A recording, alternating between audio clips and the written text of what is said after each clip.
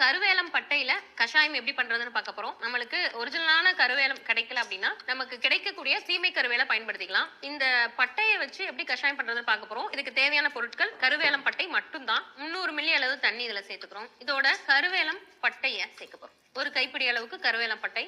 நம்ம இந்த பட்டை முழுமையா இப்படி இருக்கும், முழு பட்டை இப்படி இருக்கு. இதை வந்து சிறிது சிறிதா தட்டி உடைச்சு வச்சிருக்கோம். இந்த மாதிரி சக்கையா தான் சேர்க்கணும். இப்போ இந்த கருவேலம் பட்டை கொதிக்க ஆரம்பிக்குது. நல்ல பற்களுக்கு உறுதி தரக்கூடியது. இதை எப்படி பயன்படுத்துறதுன்னு பார்ப்போம். கஷாயம் கொதிச்ச பிறகு எடுத்துக்கலாம்.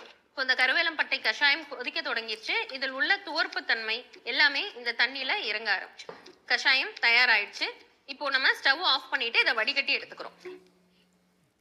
இப்போ இந்த கருவேலம்பட்டை கஷாயம் எப்படி பயன்படுத்துறது அப்படின்றத பார்க்க போறோம். வாய் கொப்பளிக்கிறதுக்கு நம்மளுக்கு எல்லாருக்குமே தெரியும், இந்த வேலம் பட்டை ஆளும் வேலும் பல்லு குருதின்னு சொல்லுவாங்க. வாயில் உள்ள ரணங்களை ஆற்றக்கூடியது. நம்ம பற்களையும் ஈர்களையும் நல்லா இறுக்கமா கெட்டிப்படுத்தக்கூடியது. ஒரு 60 வயதுக்கு மேல் பல் வந்து லேசா ஆட்டம் இருக்க ஆரம்பிக்கும். 70 வயதுக்கு மேல போனோம் அப்படின்னா அந்த ஈறுகள் பல் எல்லாமே லூஸ் ஆக ஆரம்பிக்கும். அப்போ அந்த சமயத்துல வந்து நம்ம கருவேலம் பட்டை எல்லாருக்குமே எல்லா இடத்துலயும் கிடைக்குது. இந்த கருவேலம் பட்டை எடுத்து கஷாயம் வைத்து நம்ம வாய் கொப்பளிச்சுட்டு வந்தோம் அப்படின்னா இந்த ஆட்டம் காண்ற பற்கள் நல்ல இறுக தொடங்கும். பல் ஈரல வர்ற ரணம், வாய் புண், அப்புறம் பற்கள்ல வர்ற சொத்தை, இது எல்லாமே